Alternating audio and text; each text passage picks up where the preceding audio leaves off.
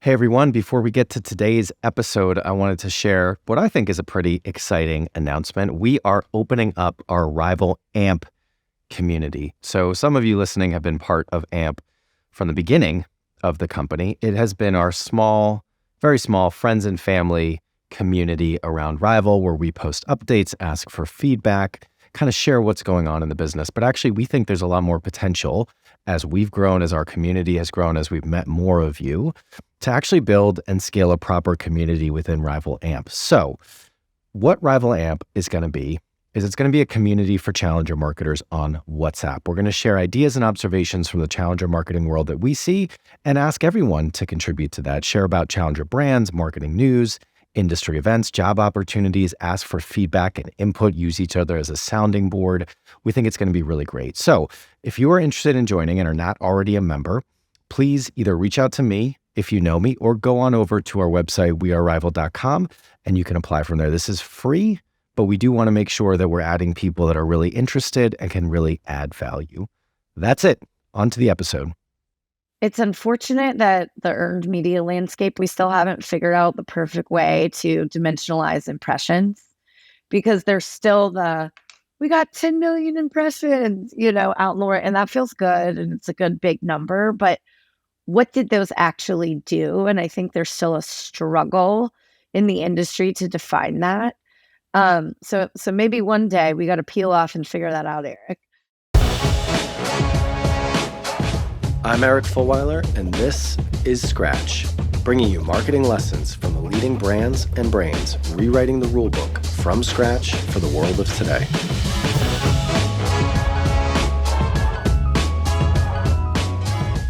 Hey everyone, a very special episode of Scratch. We have Jaclyn Ruelle, the VP and head of brand for Papa John's Pizza, based out of the US. Jaclyn and I go way back to the time that we spent together working at Mullen up in Boston. And she's awesome, as you will hear, and super smart. I love the topic of this conversation. And the other thing I really like is how tactical she gets and how specific she gets with, here's what to think about, here's what to do. Let me give you a couple examples of how we've done this. It's very hands-on and practical. So I think you're really going to enjoy this. Jaclyn talking about how to build buzz and talkability around a brand and the journey that she's on to reignite Papa John's business, elevate their spot as one of America's most loved takeaway pizza chains. I will say, fair warning, do not listen to this episode hungry because we do talk a lot about pizza and pizza topics, and I'm very hungry right now. So that's my only concern, is make sure you got a snack ready. Other than that, please enjoy my conversation with Jaclyn Ruelle. All right, a very special episode of Scratch today with Jaclyn Ruelle. It's so good to see you again. Thank you so much for making the time to do this. It's so good to see you as well. Thank you for having me. This is going to be fun. So obviously we go way back. We won't get into how many years we've known each other, but I always enjoyed working with you when we were at Mullen. We spent a lot of time together. I've loved watching what you've done since then at the Martin Agency and now venturing over to the brand side in your role at Papa John. So I love the topic. As soon as you said it on our prep call, I was like, yes, we need to dig into this, and you're the perfect person to do it. So I'm really excited to hear your perspective on this topic. Awesome. Yeah, it's a passion point for me, like how do we build up these brands and get people talking in the right way? Amazing. All right, well, we're going to get into it, but before we do, the icebreaker question that we ask every guest, can you tell us about a challenger brand that you're passionate about right now and why? Yeah. So, I've really been paying a lot of attention to the beer category. Maybe that's because beer and pizza, name a more iconic duo. But I think what I've seen as a marketer, but even as a consumer, is they're actually speaking to women in a different way than what I've seen previously. And I think I can almost tell the journey that they're going on to be able to kind of wrangle that female customer. So I'm really paying a lot of attention. There's Coors Light back in the fall was doing a whole spot about like a woman that comes home from work and she like unhooks her bra and throws it on the couch. And then right now, there's a Bud Light spot out there in the world, and like the woman is literally like carrying 5 beers in her hands and kind of bobbing and weaving through a crowded bar or a crowded pub, wherever she is. And I think they're doing a really amazing job at not making it like the guys, kind of beer drinking spots that we know of the past. And so keeping a really watchful eye on what's going on in that category. Are there any, because obviously, when I was on the agency side, I did a lot of work with Anheuser-Busch and on the big brands that you would think about. But of course, that's a category that is being very disrupted by challenger brands and also challenger categories or challenger products in terms of hard seltzer and all those other options. Are there any kind of like challengers that you're seeing in that space or that you personally are kind of gravitating towards that's really speaking to you? Yeah, what I would say, who I think is acting like a challenger in that space, you've got all the seltzers competing, and I think there's a little bit of like blurred lines because they're all kind of doing the same thing. I actually think even though it feels, like it's a bigger brand, I think what Modelo is doing, because it came in such a kind of cornered pocket of the beer business, I think they're competing for those mainstream slots. Whereas like they could have been kind of the beer of summer and just taking a small corner of it. I think they're coming in strong and actually playing within, the Budweiser, Bud Light, Miller Lite, Coors Light category. So I think sometimes when I think about a challenger brand, it's like, who could be mainstream, but they're kind of punching above their weight and acting like that number 2, number 3 that's kind of trying to claw its way to the top. Yeah. Well, it's what we used to say at Mullen, right? Even if you're a number 2, you need to think and act like a number 1. Or sorry, the other way around. Even if you're a number 1, you need to think and act like a number 2. Isn't that like an old Phil Knight quote or something? It is. Yeah. From Nike. That's right. Cool. So let's get into the topic. So we are going to talk about buzz. And this started, and you threw out a couple great stats about how brands that are talked about, brands that are able to build more buzz, are able to drive more growth within their category. And we'll share some of the links to the research in the show notes for folks. But why don't we start with the definition? I think it's one of those terms that gets thrown around so much. Everybody talks about building brand buzz. How would you actually define the term brand buzz? Yeah, it's this was a great question when I saw it come over. I'm like, you know what? We debated this for a long time when I was at the Martin agency because we wanted to talk about it in the right way for the brands that we were working on. The way that I always like to think about it is buzz is about driving talkability. And now I've just thrown another buzzword into the mix, but I think it's how do you get your customers talking and sharing about your brand, but also like consistently. I think the consistency angle of it, if you really want to be buzzing all the time, I think you've got to have that hum that doesn't just come and go, right? You've got to have a rhetoric that transcends even when you have something big coming, but even when you're maybe between 2 different conversations. So I think that's it's a consistent talk value that a brand earns from their customers, just being out in the world, feeling compelled to talk about that brand, whether it's to their friends, their families, their networks. It's interesting because I totally agree. And the other perspective and data point that I'd throw out there is that with Curo, this category intelligence tool that we built that looks at search data within a category to understand how it's changing, which brands are winning and losing and why, that's one of the big takeaways for us with most brands and most categories is when you see a spike in search activity, so people searching for a brand, either positive or negative, oftentimes, because you can look at it over time, the ultimate share of search for that brand within the category does not really change.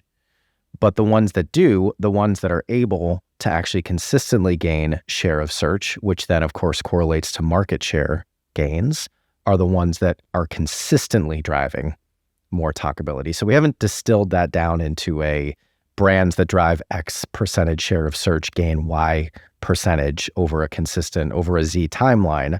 But I think that could be an interesting angle. But anecdotally, that's a lot of what we're seeing within the category is actually those spikes, which of course we get so excited about in the marketing world, on the PR world. The question is always, is that actually driving growth of the business and driving gains in market share within the category? But of course, like where we started this conversation and some of the research that's out there, it really does. It's not just a PR thing. It really does. Focusing on talkability really does drive business growth in the long term if you can do it consistently. That's right. And you know what I like about what you were just saying? I mean, I think sometimes, in marketing, we talk about being provocative, provoking the conversation.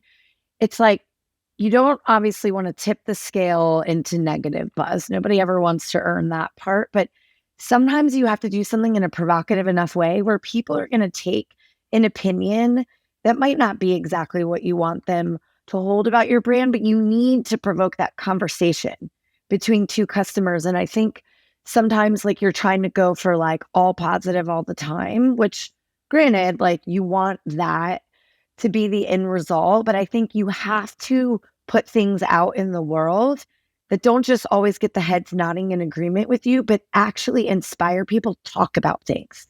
Yeah.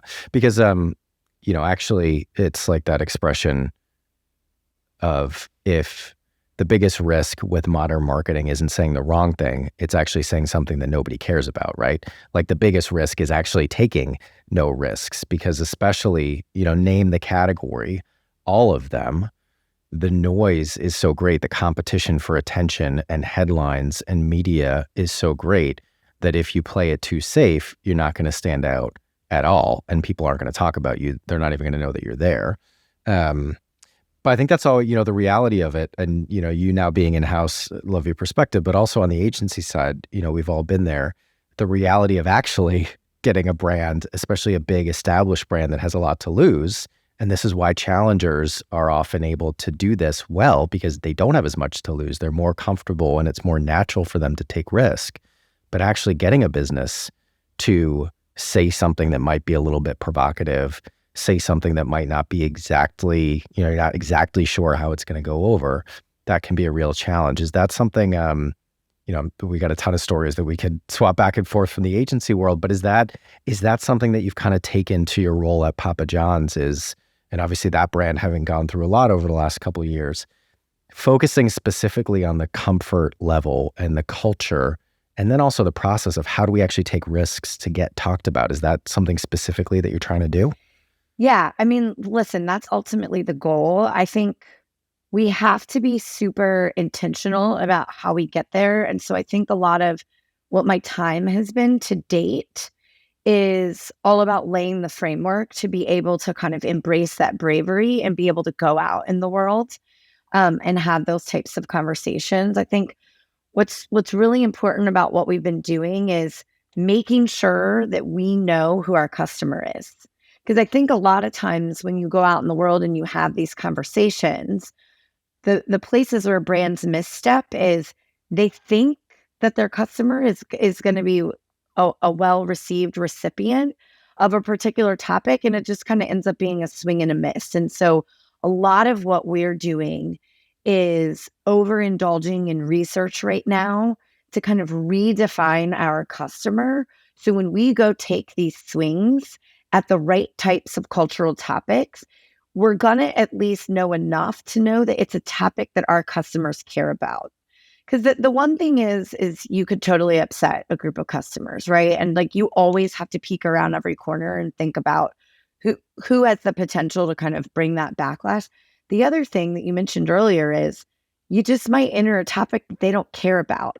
And then so it becomes white noise again. And so I think part of our science behind the scenes right now is studying and watching and seeing and understanding what are those cultural topics that our customers are going to want to celebrate with us or want to take a stand against or for with us, and just understand where we're going to kind of strike that sweet spot and go from there. And how do you, like tactically, either in general or specifically what you did when you came to Papa John's and kind of, sorted, I know you've been there 7 months and then sorted out what you want to do and we're like, right, we need a better understanding or deeper understanding of our audience. Where did you actually start? Like, did you go find an agency? Is there kind of a tool that you used? How do you actually start that process? Because I think that, and again, having done a lot of these and also my last company, as you know, actually building product, it really does start and end with an understanding of the customer, whether it's a product or a great brand. It is about customer centricity, and ideally a customer centricity that's differentiated from your competition.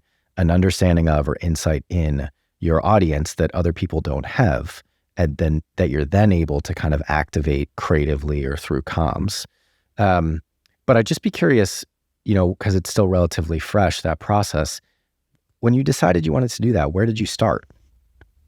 Yeah, it's a great question. So we started with a curiosity about the customer, right? Because in the math pizza category, it is very easy to just market to everybody with a mouse that loves pizza, which, by the way, is a lot of people in the whole entire world, right?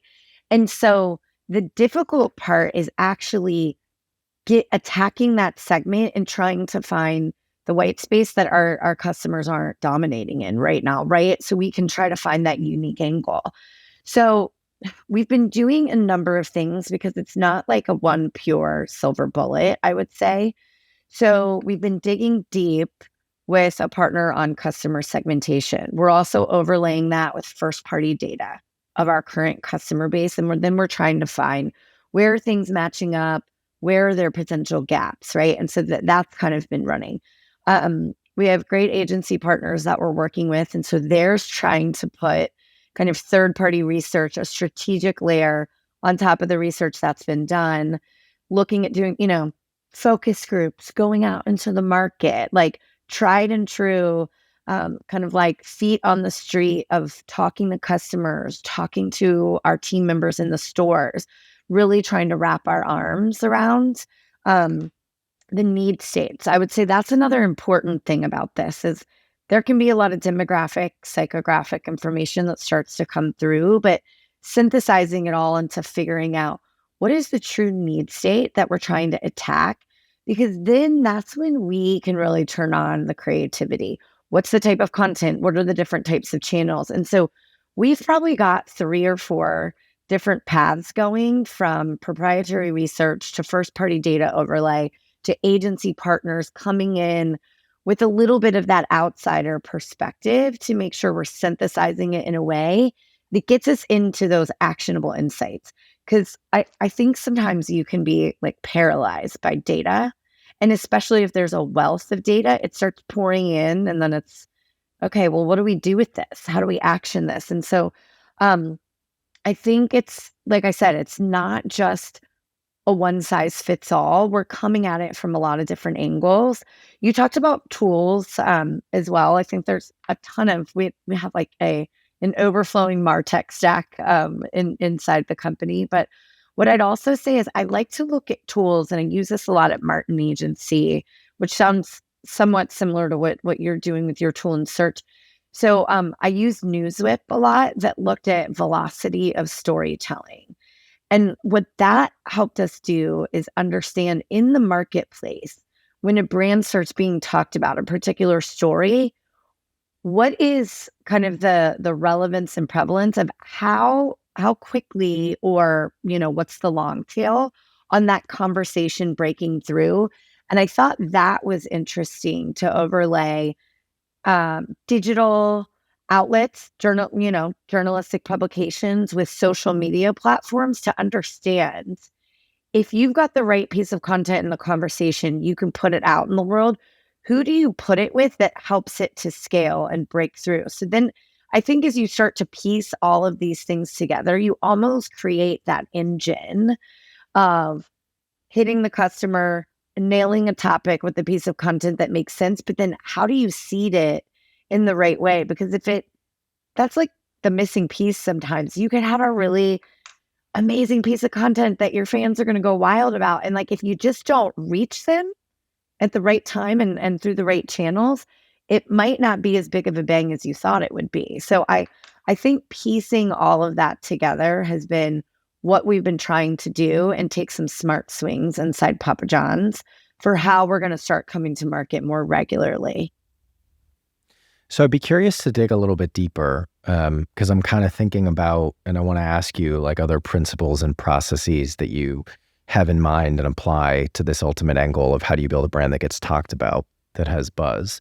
So there's certainly one that's, the deep and differentiated understanding of the customer, and that needs to be kind of at the foundation. And I think from what you're saying, a big part of that is it's not just a one-off exercise. You kind of need to build the partner and the systems and also the mindset for that to be an ongoing thing. And then there's okay, if that's our customer, then there's the culture around the customer, because it's the intersection between those two where there's an opportunity for the brand to kind of insert itself in a meaningful way. And so you need to build that out. When it comes to the execution, so you've got the insight, you've got the cultural layer that you want to, stand in or stand on. When it comes to the execution of actually deciding what to say, where to say it, when to say it, what does that look like in what you're building right now? Yeah. That's like the matrix, right? It's the chessboard. Um, Here's what I would say. It is not the same playbook every time. And I think it depends on what is the news and the noise you're going to look to make, and who do you want to talk about it first. So I'll tell a little backstory. When I was at Mullen, we were working on American Greetings, and we did this phenomenal piece of content for Mother's Day. This was back in like 2014. And we decided to identify, we called them our carrier pigeons. We were like, who are going to be the core carrier pigeons of this story that we think will allow it to take off, because they're going to share and kind of create that sustaining power with their network. And, it was moms. And that seems obvious when you're talking about Mother's Day, but a lot of Mother's Day content and advertising often speaks to the people that are going to celebrate mom. So it's the spouses, it's the kids, it's the family members. And you don't always see someone going, well, I'm going to talk to moms about their day and talk about moms. And so we armed the moms to be the carrier of the story, to go out and support and lift up other moms. So I think, again, it's, I'm going to go and repeat. It goes back to the customer. Like, gone are the days where you just try to go land everything on a morning show. I remember back in the day, it was like, let's get it on the Today Show. Let's get it on Good Morning America. And then it was like, that was your golden moment, right? I think now it is much more surgical about who to place it with, because you might actually need to go put it in TikTok and let it take off there first. And then maybe it grows a little bit more mainstream, or honestly, maybe it lives in TikTok the whole time. And because of that, e-commerce engine that has prevailed, like, maybe that's where you win. And I think what you have to understand is, where is the customer that you need to reach first that's going to have the most amount of impact on the story that you're going to tell. So I can tell you, currently we just launched, we're kind of 2 weeks into this awesome collaboration that we did with Doritos Cool Ranch at Papa John's, and we launched a Doritos Cool Ranch Papadilla. Now, we knew that the Doritos audience is hardcore Gen Z. That is not necessarily an audience we have our arms fully wrapped around at Papa John's, but we know that the Doritos team does. So we came out of the gate swinging with a very targeted Gen Z approach. And so we start with Gen Z, and then we scale it back out to some of more of our kind of millennial parent customers that we're talking to right now. And so I think it's a little bit of understanding, if the product is going to reach a certain audience, don't try to go to the masses from the jump. Maybe you eventually scale up to them, but go find your carrier pigeons. That's what I would use as my little soundbite from this. Who's gonna carry the content first?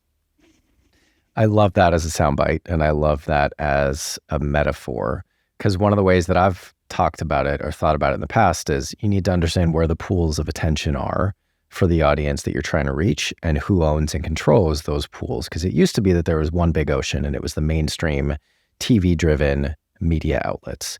But now it's so much more fragmented. And I think thinking about it that way, of like, there's a pocket here, there's a pocket there, there's a pocket over there, is really part of it. But also your point of, who are the people that are going to carry the message into that pool and get that pool talking about it? Because, buzz, viral, talkability, all of that, if you do it right, it is a chain reaction that ultimately starts somewhere. And so actually putting the time and focus on understanding not just where are people spending their time, but who is influencing that time, and can you get them involved in telling the story? I really like that. Yeah, that's right. You know what? I always look for, especially with these social platforms. Yeah, I was just going to say, and there's probably not the most perfect, like it's an engagement metric, right? But I always look for the at tags. I'm like, these people that tag their friends into the post, like you can't tag someone into a TV spot these days, right? And so the powerful nature, it's the share factor. It's it's like the Ford feature, right? But I look a lot when I look at brands that are doing it well, or even on our own. I'm like, how many people are tagging their friends into this post? That to me is one of those kind of pinnacle engagement metrics that I like to look for, because that's when you've found some of the right carrier pigeons, because they're, to your point, like they're all flocking to the content. So I did want to ask you about how you measure success when it comes to talkability. So I really like that. And I don't think I've heard that before, like specifically looking at the number of at tags that you're generating in these campaigns. What are the other metrics that you look at or that you think are important to understand whether or not you're driving talkability around the brand? Yeah. So I've sliced and diced this a number of different ways throughout my career. I think it it's unfortunate that the earned media landscape, we still haven't figured out the perfect way to dimensionalize impressions, because there's still we got 10 million impressions, out in the world, and that feels good and it's a good big number. But what did those actually do? And I think there's still a struggle in the industry to define that.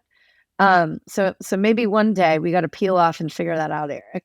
Um, so here I like to look at a lot of different numbers. I mean, for a while when I was at the Martin agency, we looked at what we called an impact ratio.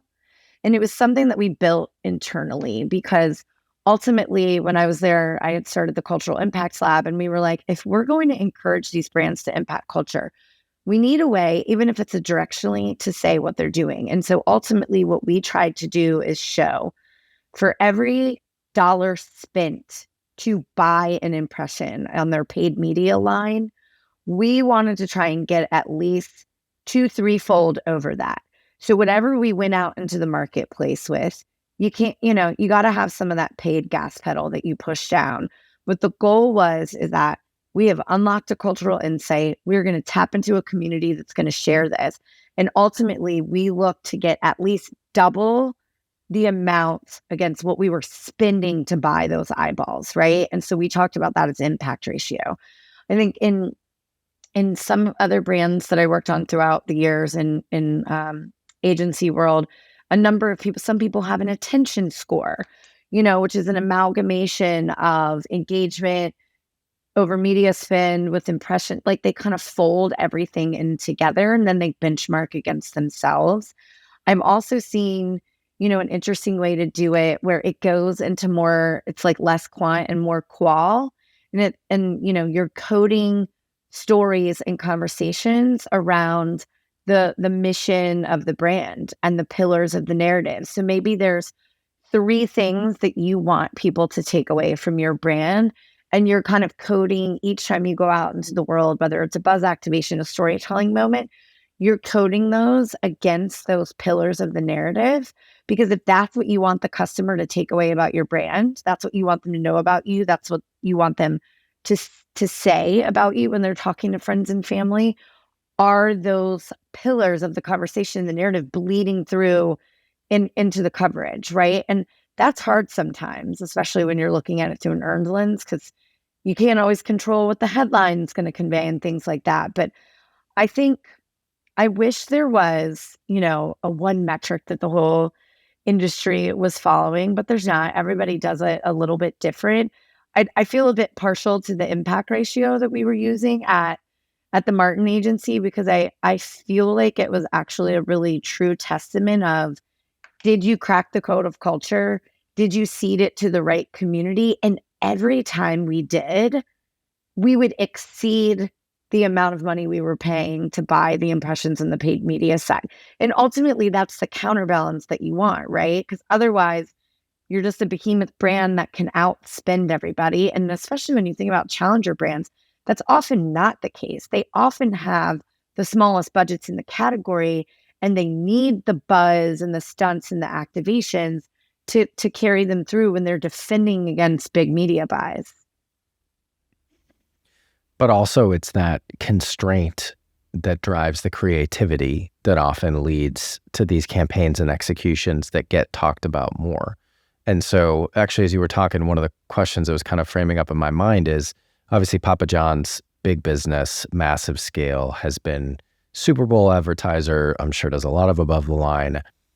How do you think about how this fits into that? Because obviously they complement each other, and it's nice to have the, the awareness and probably recall that a Papa John's has. But a lot of what you're talking about, I would assume, is kind of investing in, earned media channels, new media channels. We've talked about Instagram, we've talked about TikTok. I don't know if you can share, you can just talk in general. Is this something where you're shifting budgets away from kind of traditional above the line to do more of this? Is that required as part of this strategy? How does the media and the budget for your distribution plan and your comms plan, how does that factor into all of this? Yeah, it's a big debate every single time. I would say, you know, massive shift, no, but it's about balancing it through the cadence of a campaign, right? So, we could be anywhere from like 4 to 12 weeks, depending upon the campaign and the duration that we're going to run. So a lot of times it's like, what do you come out swinging big in TV and then carry it through sustaining power in social? Do you start in social and then kind of ratchet it up into the TV? So there's balance, right? I think when you're in QSR, we can't walk away from TV. Obviously, like we gotta play there. But I think the other thing that we're trying to do is create a cultural cadence of not just making it about like all food all the time, which is certainly the cornerstone of QSR. Like you have to create that like mouthwatering craveability. A lot of what I've been talking about since I've come is this idea of food, where food meets fandom. And I think a lot about our category, and then, we look a lot outside of our category, like what is Chipotle doing? What is Burger King doing? What is, we're looking at everybody. And so what I like to think about is how do we talk about the food itself that gets people salivating, but also we have a category that is so universally beloved. Like I don't know anyone in my own circle that doesn't like pizza. And so I think we have such a ripe opportunity. We just have to bring those fans tighter. I'm always like, wrap our arms around these fans and bring them into our family. And so we have to make sure that anytime we're coming to market, we're finding ways to spark the fandom while delivering on the food and the craveability piece of it. And so I think a lot of what we've been trying to do since I joined is figure out where are those moments of fandom, and how do we interject them into, we might need to launch a big LTO and put a big product out there that we need to go gangbusters, but how do we just not make it a product play? And how do we find these moments where we can interject the fandom into the master part of the campaign? And it's not just bolted on at the end. It's ingrained in the concept that we come up with. So you've talked a lot about how you're approaching this objective in your still relatively new role. And you've actually given some examples of kind of campaigns that you've done, even in that short period of time. I'd be curious, is there a case study that you can point to where you can kind of talk us through, great, here's how it started, here's what we did, here, I don't know if you can share the results, but here's the outcome of it within this. We wanted to drive buzz, here's how we did it. Yeah. Yeah. This is one of my favorite ones because it went really fast. So in the lead up to Super Bowl, this past Super Bowl, we did not have a TV spot in the game. We have a competitor, Little Caesars actually owns the game. They're the NFL partner, pizza partner. So we were kind of keeping an eye on just the rhetoric that was surrounding the game. What I always like to say is it's so nice when all of my network and my friends, very thoughtfully drop into my DMs quite often. I'm like, when you work in pizza, all of a sudden I find like friends are like, did you see this? Did you see that? So a friend of mine sent me the Kelsey Brothers podcast, which admittedly, I didn't even know the brothers had a podcast, right? So he was a fan, he was listening. And midway through the podcast, they start randomly talking about Papa John's. And it was pretty benign, like I like to say. They were talking about whether or not Papa John's was a pizzeria or not. Like they were having this whole debate. Well, do you call it a pizzeria? Do you not call it a pizzeria? And it was just this like great brotherly banter and debate. And I don't even know, they didn't really say like if they liked our brand or not, but I'm like, you know what? We were like in their mouths and they were talking about us. So we started floating it around with our agency partners and we were like, there's something here that we could play with. Like, do we go get the brothers to do something? Like, how do we attack this? So the reality was, it was literally 2 weeks before the game when they did this. And it's like, okay, these guys are focused on the game. You know, they're playing against each other. But as we took a step back and looked at the narrative that was surrounding, everything was about the mom, Mama Kelsey. And everybody was talking about the mom because she literally was like head to toe, like a dividing line of the Kansas City Chiefs and the Philadelphia Eagles gear. Like her shirts were split in half. She was wearing 2 different shoes. Like everything she did just had this like line drawn down the middle. Now, serendipitously, we serve 2 specialty pizzas that speak to both of those markets. So we've got a Philly cheesesteak pizza and we have a barbecue chicken pizza for Kansas City. So in like literally in a matter of 6 days, I think it took, we ran around. We have a test kitchen on site at our headquarters in Atlanta. We went back with the culinary team and we were like, can you make a pizza and split it down the middle? Which seems easy when you say it out loud. It's like, yeah, we can make a pizza. But, you know, there's 2 different sauces you have to play with. Like the ingredients start bleeding together. We want to make sure it actually tastes good. So we got back there and started playing in the kitchen, which is like a dream. You can just like bring everybody together in a kitchen and like try to figure this out.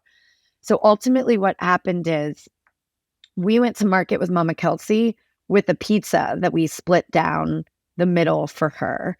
And we connected with her team. She was staying in Phoenix where the Super Bowl was. We delivered pizzas to her hotel room where she then did a bunch of social content for us. And she was on a media tour herself because all the news was interviewing the mom, you know, just talking to her about like the divided house during the game. So every place she went to go to an interview with local news, we sent them a pizza as well that was split down the middle. Now, ultimately, we would have liked to sell that pizza to customers, but from an operational standpoint, knowing that Super Bowl is such a big like night for us, we couldn't hinder the operation. So what we did is we were like, okay, if you're rooting for Philly, you can get X amount of a discount off of the Philly cheesesteak pizza, and for Kansas City, the barbecue chicken. But that project alone took us about 6 days to turn around. And that's all the time we had, right? Because the Super Bowl is the Super Bowl. It wasn't moving for us. We had to run at that deadline. And so we turned it around in about 6 days. And I think it had, you know, a few billion impressions between PR headlines and social media conversations. And it wasn't planned.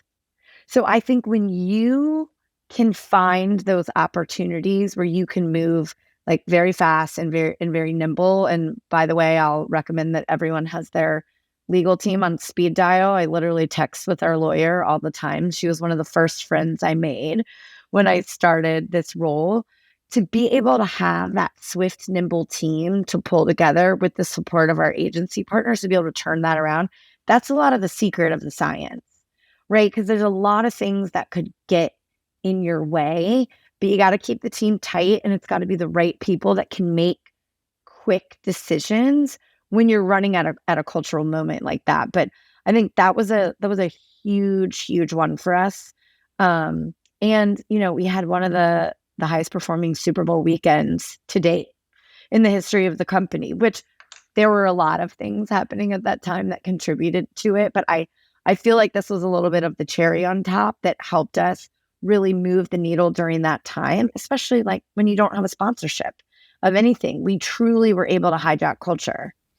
It is interesting because it brings me back to the newsroom days, what was it, 2011, the Oreo dunk in the dark Super Bowl tweet. And then it was like 4 or 5 years of every brand being like, we need a newsroom, we need to do real-time marketing, that whole conversation. And the example you just gave is that. But I think what I was thinking about as you were saying that is I always go back to people don't like advertising, they like good content. And that sometimes comes from brands. Rarely, because I think marketers tend to ruin a lot of good content.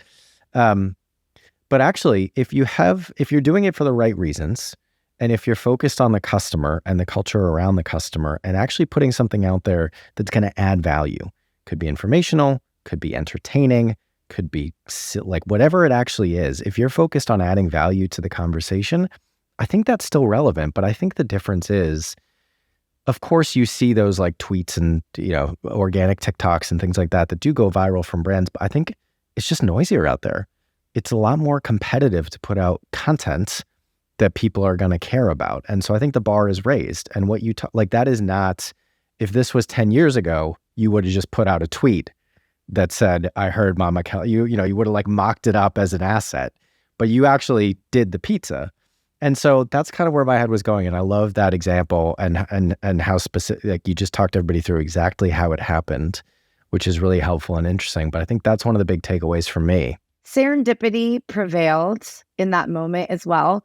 Because give me 2 other teams in the Super Bowl, and it might, like the fact that we had pizza, specialty pizza that spoke to those communities, like put 2 other teams in there, we might not have a pizza that speaks to those fandoms, right? Like that also just worked in our favor.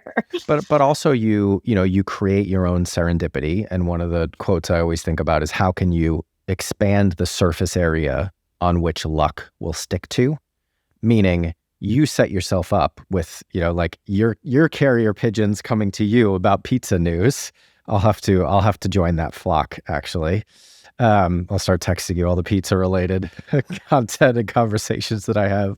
But then also you had the culture with the team that you're building and the communication and the systems set up to be able to actually go do it.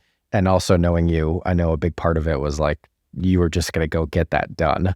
And I'm sure there was an element that was like you just had to drag it over the line, but sometimes that's what it takes. Absolutely. Yeah, it's a little bit of that final grit and grind. Totally. I know we're up on time. Let's do a super quick lightning round before we let you go. What is one of the biggest wins? I mean, you've talked about a bunch of them, but what's one of the biggest wins you've had recently? Yeah, I'd say launching this culinary collaboration, the Doritos Cool Ranch Papadilla. I saw on your Instagram, I saw some of the NBA players wearing the shirt. So the tunnel drip was real. But what is one of the biggest struggles you're dealing with right now? I think it's just conjuring up everybody to be brave and to kind of push on what it means to be a breakthrough marketer. Love that. Best marketing resource you found recently? I am currently a huge fan of all things brand innovators. So they are reimagining getting people back together on the ground and these physical pop-ups all over the country. And I think they are nailing it. The biggest lesson you've learned in your career? Listen. Period. What's one thing people should do differently after listening to this episode? I think go back to your teams and kind of embolden the bravery and go find your carrier pigeons. And lastly, what's your favorite Papa John's pizza? Oh, all right. Epic stuffed crust pepperoni. I'm really hungry right now. Of course, with the garlic before sauce. This conversation. All right, Jaclyn, I'm going to let you go. Thank you so much. As always, it's a pleasure talking to you. I really enjoyed this conversation. I think our audience is going to get a lot out of it. Thank you so much, and go Celtics. Awesome. Let's do it again soon. Scratch is a production of Rival. We are a marketing innovation consultancy that helps businesses develop strategies and capabilities to grow faster. If you want to learn more about us, check out wearerival.com. If you want to connect with me, email me at eric@wearerival.com or find me on LinkedIn. If you enjoyed today's show, please subscribe, share with anyone you think might enjoy it, and please do leave us a review. Thanks for listening, and see you next week.